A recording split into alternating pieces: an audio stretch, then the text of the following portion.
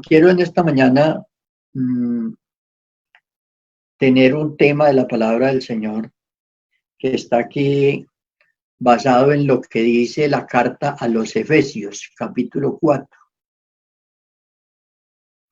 Pienso que lo hemos dicho en otras oportunidades y a todos los que nos ven, no solamente la Congregación de Castilla, sino seguramente otros hermanos, decirles que con una experiencia como la que la Iglesia ha vivido con este aislamiento social, se ha evidenciado mucho más que la Iglesia sí tiene un espíritu de unidad y que debe conservarlo, porque seguramente que en momentos como estos y otros momentos, se evidencia ahora que los que son de la Iglesia y están unidos en la Iglesia, ni el distanciamiento social, ni el hecho de que el culto sea por internet, o que no pude ver el culto porque el celular se le acabaron los datos, bueno, eso no lo ha hecho apartar, no lo ha hecho apartar y ha mantenido. Entonces vamos a ver hoy en estos versículos, vamos a leer del 1 al 16. Voy a hacer esa lectura. Capítulo 4 de Efesios es un tema muy explicado, muy predicado, pero a mí me gusta esto. Y me gusta decirlo como la Biblia lo dice. Entonces dice el apóstol: yo pues, preso en el Señor, os ruego que andéis como es digno de la vocación con que fuisteis llamados. Hay una coma, ¿no? Y sigue, dice, con toda humildad y mansedumbre, soportándoos con paciencia los unos a los otros en amor, solícitos en guardar la unidad del Espíritu en el vínculo de la paz. Y ahora explica un poco lo que es la unidad del Espíritu. Dice, un cuerpo y un espíritu, como fuisteis también llamados en una misma esperanza de vuestra vocación. Un Señor, una fe, un bautismo, un Padre, un Dios y Padre de todos, el cual es sobre todos y por todos y en todos. Punto. Hasta aquí encontramos algo que dice hasta ese punto. Ahora vea lo que dice el versículo 7. Pero a cada uno de nosotros fue dada la gracia conforme a la medida del don de Cristo. Punto. Después de este punto, vea lo que dice. Por lo cual dice, subiendo a lo alto llevó cautiva la cautividad y dio dones a los hombres. Y eso de que subió, ¿qué es? Sino que también había descendido primero a las partes más bajas de la tierra. El que descendió es el mismo que también subió por encima de todos los cielos para llenarlo todo. Punto. Ahora, sigue después de este punto lo siguiente. Y él mismo constituyó a unos apóstoles, otros profetas, otros evangelistas, a otros pastores y maestros, a fin de perfeccionar a los santos para la obra del ministerio, para la edificación del cuerpo de Cristo, hasta que todos lleguemos a la unidad de la fe y del conocimiento del Hijo de Dios, a un varón perfecto a la medida y la estatura de la plenitud de Cristo, para que ya no seamos niños fluctuantes llevados por doquiera de todo viento de doctrina, por estratagema de hombres que para engañar emplean con astucia las artimañas del error, sino que siguiendo la fe en amor crezcamos en todo en aquel que es cabeza, esto es Cristo, de quien todo el cuerpo, bien concertado y unido entre sí por todas las coyunturas, que se ayudan mutuamente según la actividad propia de cada miembro, recibe su crecimiento para ir edificándose en amor. Quiero que me acompañe a hacer una oración. Señor Jesús, en esta hora invoco su nombre para pedir que esta palabra que se predique en este día, Señor, edifique la fe y la vida cristiana, esa vida espiritual en los creyentes, en todos los que tenemos acceso a oír esta palabra, que podamos ser edificados, comprender y mantener esta unidad del Espíritu para que podamos crecer en la unidad de la fe y poder perseverar y poder crecer y poder perfeccionarnos en esta obra maravillosa de la salvación. Amén. Amén. Gloria a Dios. Bueno, entonces quiero que analicemos. Creo que se hace necesario en todo tiempo mantener la unidad del espíritu. Pero a veces las personas no comprenden qué es la unidad del espíritu. Y algunas personas ni siquiera lo piensan, ni lo consideran importante, y otros lo oyen mencionar, pero no lo entienden. Y entonces a veces la gente piensa que la unidad del espíritu es espiritualizarse él o ella. Y volverse espiritual de tal manera, tener una experiencia espiritual solo que lo aísla de los demás. Y lo hace sentir más espiritual que los demás, a tal punto que muchas personas las ha sacado de la iglesia una idea de esas. Entonces, el apóstol, mire, porque en esto no alcanza el tiempo para referirles todo lo que dice esta carta, pero esta carta tiene una armonía hermosísima, porque es una carta doctrinal. Y aquí solamente estamos tratando una parte de la carta, en la cual se refiere específicamente a uno de los requisitos, para que la causa de la misión se pueda realizar. Porque la causa es la misión. La causa que la iglesia está realizando en el mundo es la misión evangelizadora. El propósito es la preparación y la perfección de un pueblo que sea templo de Dios. Eso lo dice el capítulo 2 de esta carta. O sea, el propósito de Dios de tener una iglesia es tener un templo donde habitar. Ese es el propósito. Un templo. Entonces, miremos la primera parte de la unidad del espíritu. Entonces les digo que algunos no entienden eso, pero la unidad del espíritu lo que plantea es que es la unidad del espíritu es la unidad del propósito. O sea, cuando a veces las personas oyen hablar de espíritu y entonces miran aquí como está en mayúscula, dice, eso debe ser quién sabe qué. No, aquí se refiere al propósito de Dios, por eso está con mayúscula. La unidad del propósito de Dios. Mantenerse dentro de ese propósito, la unidad del propósito. ¿Cuál es el propósito de Dios? El propósito de Dios ni siquiera es que nosotros seamos buenos predicadores.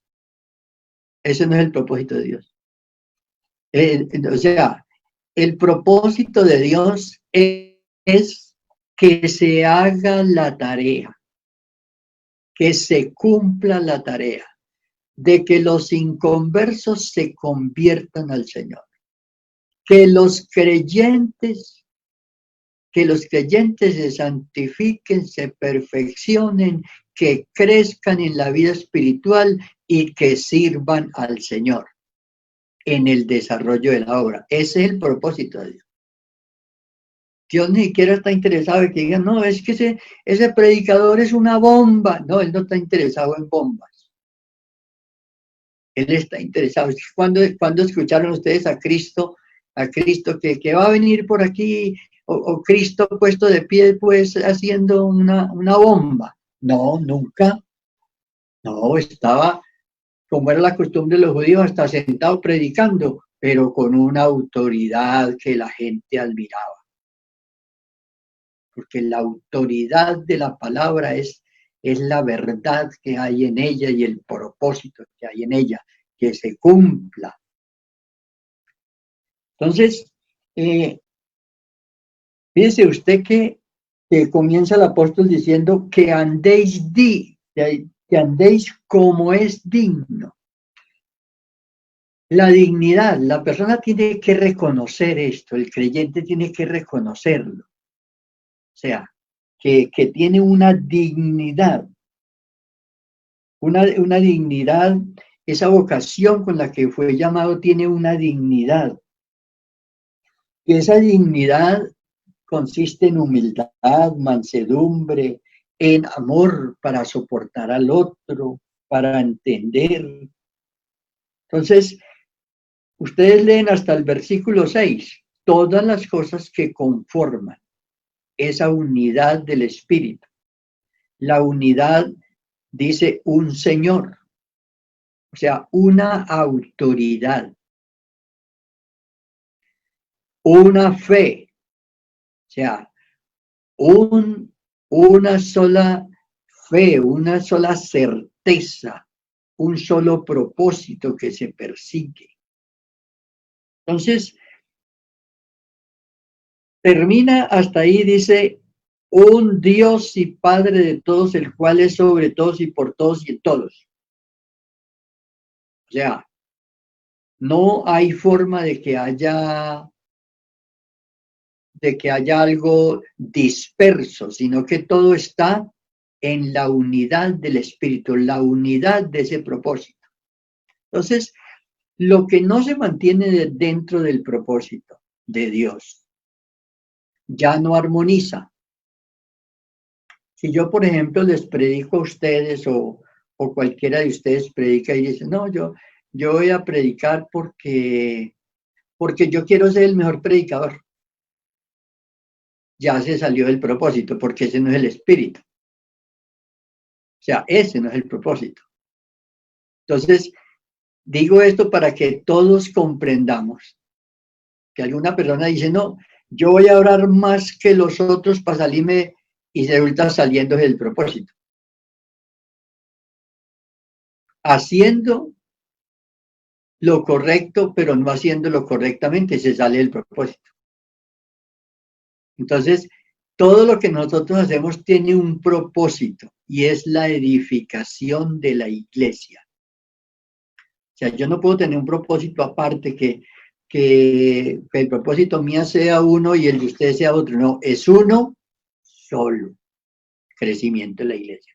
Porque la gloria es para Él, porque todo es de Él, por Él y para Él. Nosotros somos invitados aquí por la gracia de Dios a participar y ayudar, no más. Y de eso debemos estar agradecidos con el Señor. Entonces, fíjense lo que dice ya el versículo 7. ¿Qué dice el versículo 7? Dice, pero a cada uno de nosotros. Entonces, aquí es donde se da una circunstancia que puede provocar desacuerdos o malentendidos en los creyentes. Y digo esto todo por los antiguos y por los nuevos, porque los nuevos deben aprender a esto. Dice, pero a cada uno de nosotros fue dada la gracia. Fue dada la gracia. Aquí no está hablando de la gracia de la salvación, sino aquella gracia que tenemos cada uno, dada por Dios. Cada uno tiene una gracia, una medida de gracia para servir, para hacer las cosas. Tiene una medida de gracia. Eso Eso es lo que hace que la gente nos acepte, que la gente le guste escucharlo a usted y dice, tiene que ser el hermano fulano, tiene que ser el hermano fulano, que me gusta. Eso es una gracia que Dios le dio.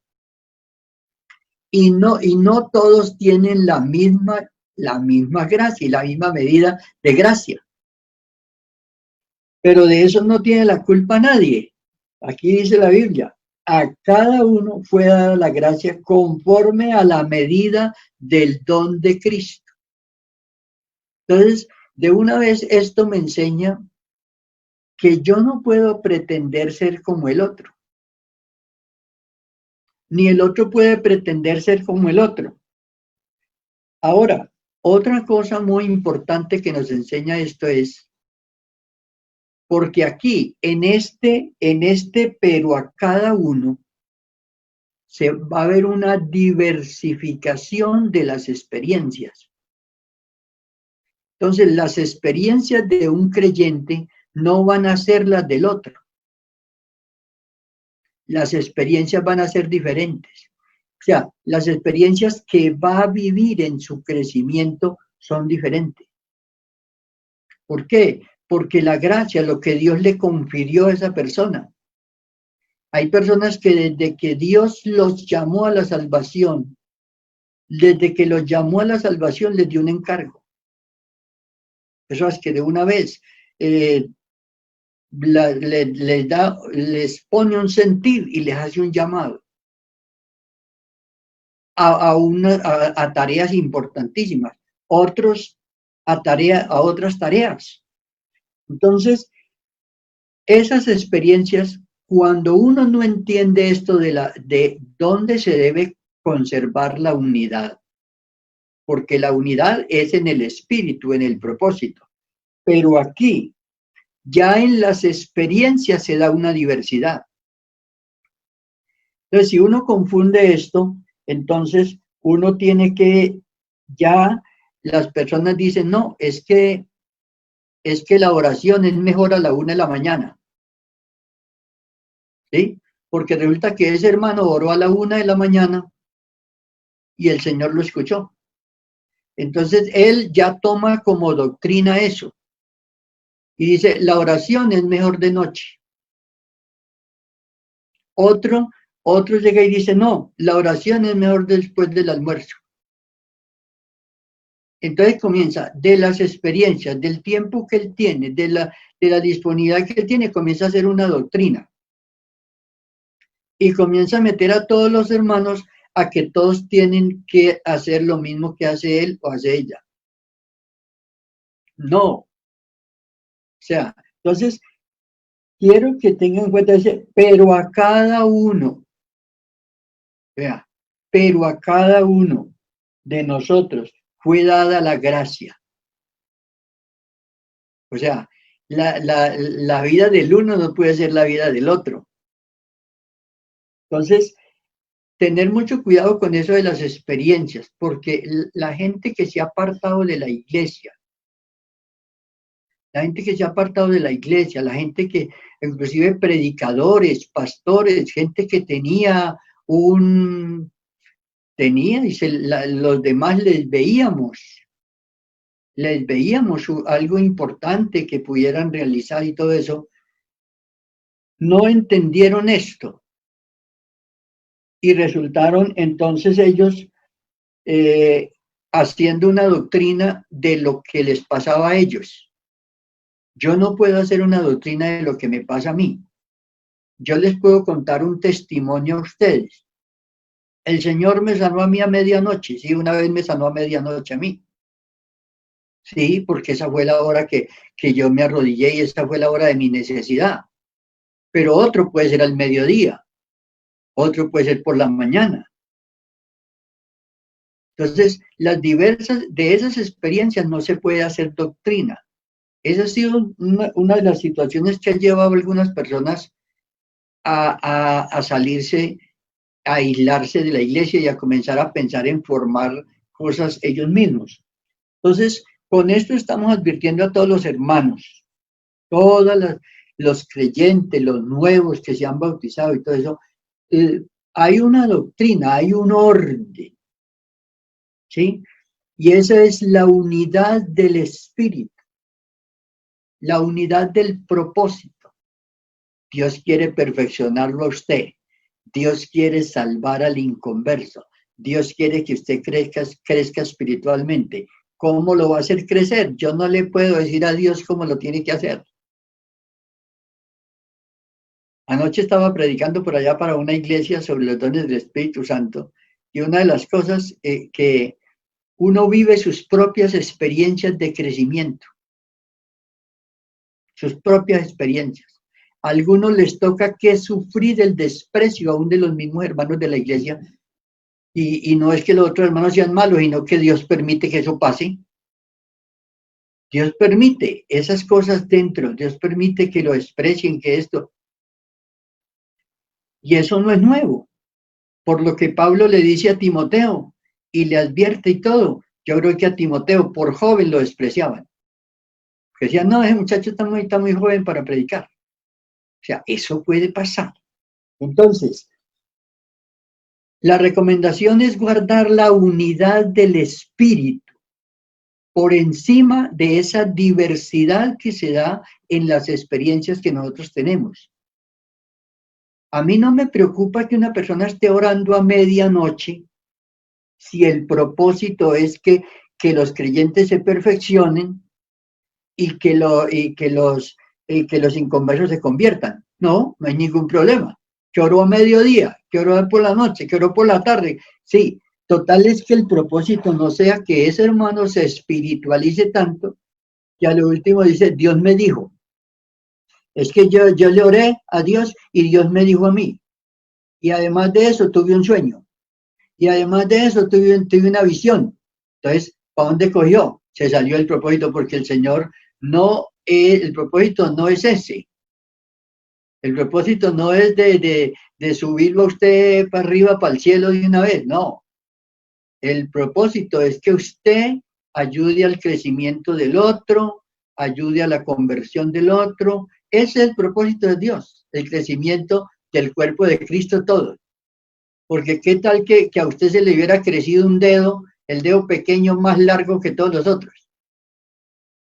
¿Cómo quedáramos uno con un dedo de esos? Todos están bien hechos, ¿cierto? ¿Qué tal un dedo bien largo ahí? ¿Cómo sería eso? ¿Ah? Para usted guardar ese dedo. Entonces, así, o sea, cuando una cosa se va saliendo, se va creciendo, entonces eso, ¿no? Todos podemos buscar al Señor. Y en una situación como la que hemos vivido, donde no nos podemos reunir en el templo, sino que entonces uno dice, no, yo voy a orar. Y yo voy a orar hasta la medianoche. El otro, yo voy a orar hasta que amanezca. Yo voy a hacer la vigilia, el uno hasta las 9, el otro hasta las 12, el otro... No importa hasta qué hora la hace, pero no se salga del propósito. Eso es lo que quiero enseñar en el día de hoy. Y les voy a mencionar lo que sigue diciendo esto aquí, para que ustedes miren que esta lectura que hicimos toda tiene unas partes maravillosas, maravillosas.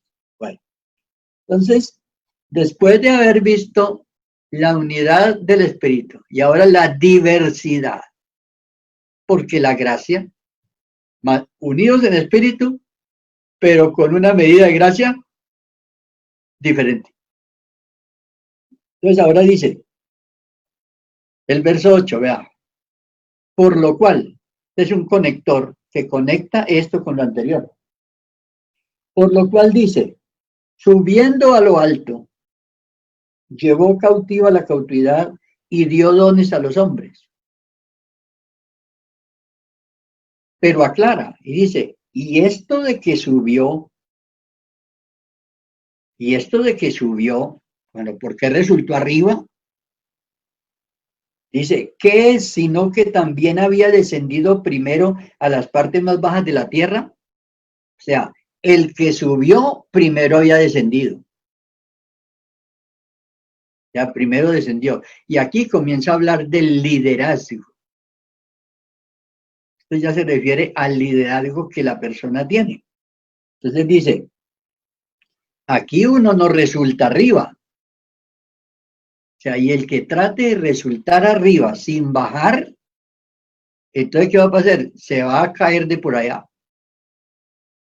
Entonces, Cristo, si Cristo para ser exaltado fue primero, se humilló.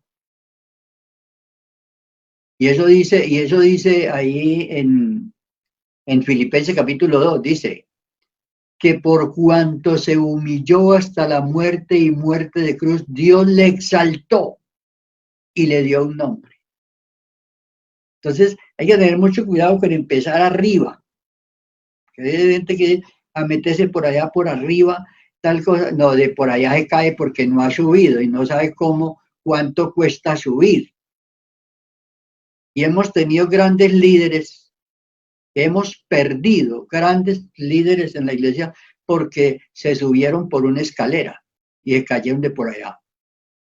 Aquí uno no puede subir por la escalera, aquí hay que subir caminando, aquí hay que caminar, porque cuando llegue arriba, el asunto no es llegar arriba, sino mantenerse arriba. Entonces, muy interesante eso del liderazgo. Y ahí va eso hasta ese, dice, el que descendió es el mismo que también subió por encima de todos de los cielos para llenarlo todo. O sea, fíjese usted lo que Dios hace en Cristo, Dios en Cristo, porque es que Dios es Dios y está en el cielo y es dueño de todo y todo, pero Él en este programa de la redención que hizo, descendió para subir. O sea, hace eso. Y si lo hace Dios, si lo hizo Él, porque Él es el modelo y nosotros tenemos que tener eso. Entonces, muy importante tener en cuenta eso. Aquí ya llevamos tres punticos que hemos visto, ¿cierto? La unidad del espíritu, la diversidad de la gracia que recibimos y ahora ver el liderazgo. O sea, el liderazgo, ¿cómo se desarrolla ese liderazgo? O sea, ese liderazgo se desarrolla es bajando y luego desde allá de esa subir, que el Señor nos suba y subir en el tiempo que se necesite subir.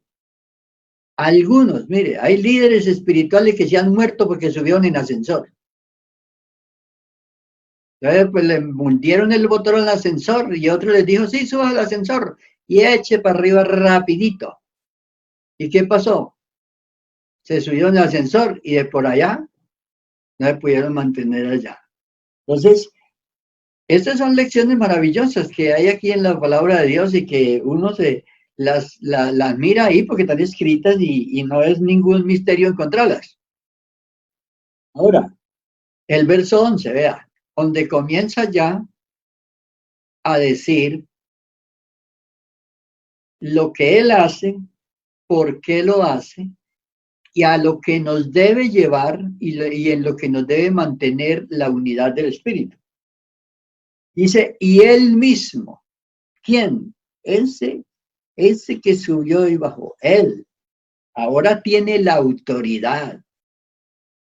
Tiene la autoridad. ¿Por qué? Ahora nadie le puede decir, pero Señor Jesús, es que mire, esto está muy duro y yo realmente no soy capaz. No, pero ¿qué le va a decir a él si él estuvo más abajo? ¿Qué le va a decir al Señor Jesús? Que es que a mí, no.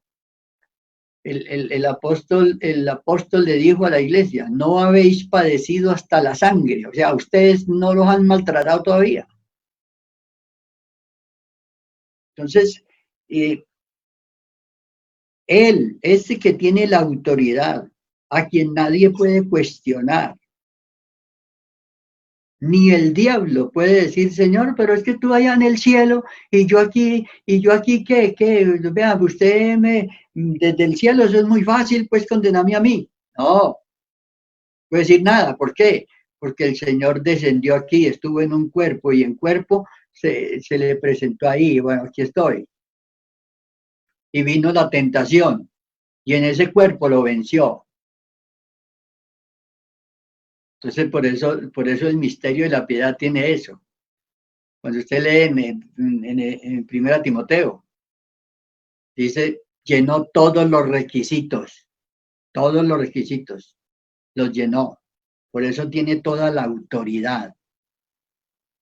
Entonces, vea usted que esto es para todo creyente, pastores, servidores, para todo. He oído mucho a los hermanos del consistorio predicar sobre estos temas, donde lo aplican a los pastores, sobre lo que uno debe ser y cómo debe ser para llegar a tener esa autoridad. Entonces él mismo constituyó, ahora sí, él constituyó a unos apóstoles, profetas, evangelistas, pastores y maestros. Estos son los oficios del ministerio. Estos son los oficios que Dios le pone a las personas. Estos no son manifestaciones como lo son los otros dones, porque aquí anteriormente he dicho, y dio dones a los hombres. Estos son oficios. Hay hermanos en las congregaciones que no son pastores, pero son predicadores, son evangelistas, son personas que comprenden la misión evangelística, la sienten, predican y la gente se convierte al Señor. Porque tienen ese oficio, ese ministerio que el Señor les dio. Eso no es una manifestación del día domingo, del día lunes, del día martes. No es una manifestación de un ratico, no. Es algo que Dios puso en esa persona. Y Él lo siente. Y no solamente hay hermanos, hay hermanas con ese sentir. Y dicen, el evangelismo es lo mío. Y van a pasar toda su vida, que Dios les dé las fuerzas, sirviendo al Señor en eso. Porque el Señor les dio esto. Por eso aquí dice, a unos evangelistas, a otros pastores. Entonces, ¿a fin de qué? El fin siempre va a ser, mire, va a ser el grupo, dice, perfeccionar a los santos. Entonces, el propósito no es egoísta de que cada uno se vuelva más espiritual que los otros. Cuando uno piensa que es más espiritual que los demás, dejó de ser espiritual.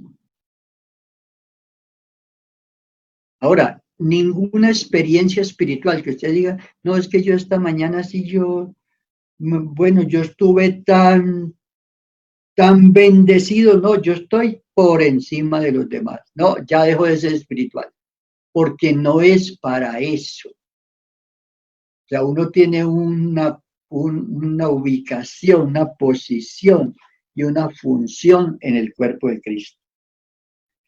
Ya de aquí en adelante comenzamos a ver todas las cosas. Pero fíjese el verso 13. Hasta que todos lleguemos a la unidad de la fe. Vea. ¿Por qué no puso la unidad de la fe al comienzo? ¿Por qué no puso, por ejemplo, que dice solícitos en guardar la unidad de la fe y que Espíritu estuviera aquí? ¿Por qué? Porque lo básico es la unidad de propósito. Ahora, ¿cuánto entiende el uno? ¿Cuánto entiende el otro? ¿Cuánto conocimiento tiene el otro? No importa tanto. No importa tanto el conocimiento y gloria a Dios por los que tienen más entendimiento que el otro. Pero ¿cuál es? Lo básico es la unidad del Espíritu. Y la unidad del Espíritu lo tiene que llevar al crecimiento en la fe. Y aquí explica cuál es, vea, dice, hasta que todos lleguemos a la unidad de la fe y del conocimiento del Hijo de Dios. A un varón perfecto, a la medida y a la estatura de la plenitud de Cristo. Entonces aquí, ¿cuál es el propósito? Eso es lo que el creyente está creciendo, va pareciéndose a Cristo cada vez más. Cada vez se va apareciendo más, hasta que llega a la estatura de Cristo. Cuando Cristo venga, y esa es la meta de cada creyente, que llegue a ser semejante a Él como Él es. Esa es la meta de cada creyente.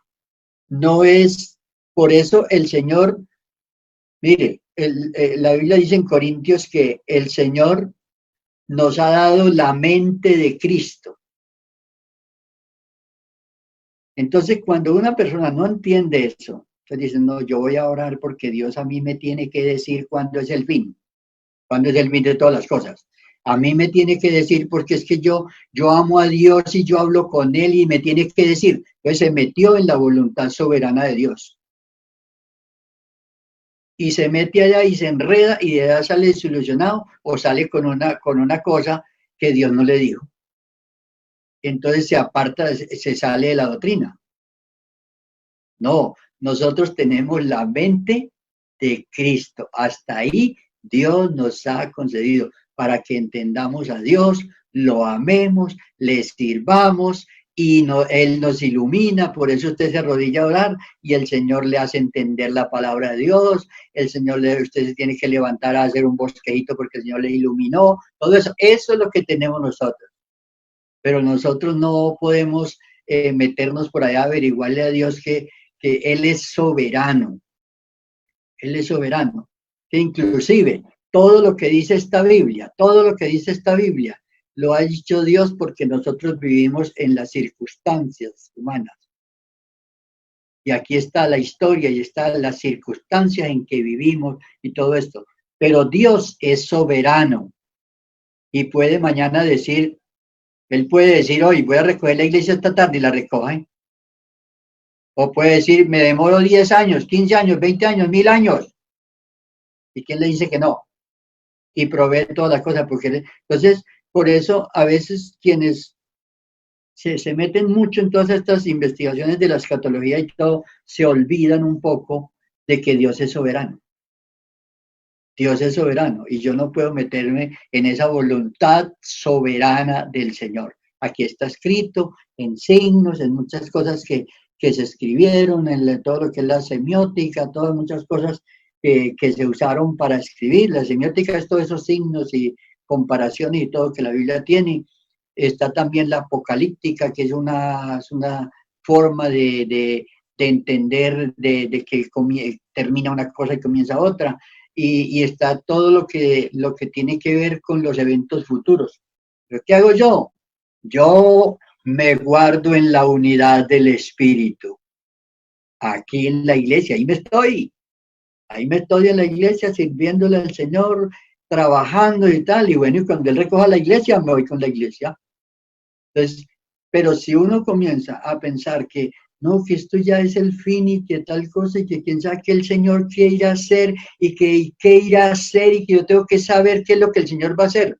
No, pues entonces nos enredamos y vamos a resultar afuera, porque hay una voluntad revelada que nosotros comprendemos y hay una voluntad soberana de Dios que no se la va a decir a ninguno. ¿Por qué? Jesús dijo de eso, esto no lo sabe sino mi Padre. El día y la hora nadie lo sabe. Y también le dijo Jesús a los discípulos, no os toca a vosotros saber las cosas que el Padre puso en su sola potestad. Ustedes van a recibir poder y van a ir a predicar el Evangelio. Entonces, esto de la unidad del Espíritu es lo primordial, que nos lleve a la unidad de la fe. Todo lo que vamos comprendiendo, ay, este hermano me entendí esto que yo no entendía, me comprendí esto, qué maravilla esto, vea lo que, yo no había entendido lo que la Biblia dice aquí, sí, pero lleva al propósito. Se mantiene dentro de la unidad del Espíritu. Esa es la forma de perseverar toda la vida en el Evangelio y de estar sujetos al Señor, sujetos a la iglesia, porque con todos los defectos que nosotros tenemos y todos nos necesitamos unos a otros, porque somos un cuerpo. Entonces dice, para que ya no seamos niños fluctuantes, niños. Y aquí recuerdo unas palabras que el escritor de Hebreos dice al finalizar el capítulo 5. de ese escrito, él dice que, porque ya debiera ser adultos y no tener que estar enseñando como a niños. Hermanos, hay creyentes que pasan 20, 30 más años en la iglesia y siguen como unos niños y hay que estar todavía, prepárenle el tetero prepare el tetero para el día domingo, cuando debíamos estar predicando a la gente que necesita el plan de salvación. Tenemos que seguir preparando, pero hay que hacerlo porque a los niños siempre los tendréis con vosotros. O sea, eso no está escrito, pero yo lo digo. Entonces, para que ya no sean niños fluctuantes, llevados por doquiera, de todo viento de doctrina, que apareció por ahí un predicador que ese sí, oiga, es que ese predicador que ese sí, que con ese sí se recibe el Espíritu Santo, con el predicador. Entonces, ese predicador tiene que ser el que predica porque con ese sí. Y se van volviendo eso unas modas que no son verdad. Porque no es verdad. Cuando se da cuenta usted, ese predicador que era tan famoso y todo, le contó hasta unos testimonios a ustedes que él se había aprendido por ahí. Entonces, hermano, uno tiene que ubicarse en eso. Entonces, dice, sino que siguiendo la verdad en amor. Aquí aparece el amor. El amor es el que une. ¿De qué me sirve a mí todas las experiencias? Y no lo digo yo, lo dice Pablo en la primera carta a Tesalonicenses, capítulo 13. ¿De qué me sirven a mí todas las experiencias que pueda tener? Vea, yo oré y ese monte de allí se pasó para allá. ¿Para qué me sirve a mí una experiencia esa si yo no tengo amor? El amor es el que une. El amor es el que hace que ustedes me soporten a mí. El amor es el que hace que yo lo soporte a ustedes. O sea, el amor ahí, con todas las diferencias y todo lo que tenemos, eso es el amor de Dios. El amor de Dios en sus corazones, el que no ha permitido que su hogar se desbarate, que mi hogar se desbarate, es el amor de Dios. El amor de Dios, porque el amor natural es lleno de defectos, pero el amor de Dios, ese amor de Dios ha prevalecido, ha fortalecido ese amor natural y ha permanecido. Entonces, por eso Él es el que recibe la gloria siempre y debe merecer toda gloria y toda honra. Él, no nosotros, porque nosotros no merecemos nada. Entonces, siguiendo la verdad, crezcamos en amor. Esto está lleno de verdades maravillosas, siguiendo la verdad en amor. Crezcamos en todo aquel que es la cabeza. Es Cristo, Él es la cabeza, Él es la autoridad del que manda. Yo me someto a Él. Si Cristo dice que es de para arriba, voy para arriba. Si Cristo dice que es de para abajo, voy para abajo. A donde sea, para allá. Porque Él es la autoridad, Él es la cabeza. Pero no dejarnos llevar nosotros de esas ideas que van pensando, porque una de las cosas que se da en esto que les citaba aquí en el versículo 7 de la diversidad de las experiencias. Uno, y a todos creo que en alguna medida nos pasó cuando estábamos niños o jóvenes en el Evangelio, y es que uno a veces de las experiencias uno quiere como imponérselas a otro, como la experiencia que uno ha tenido.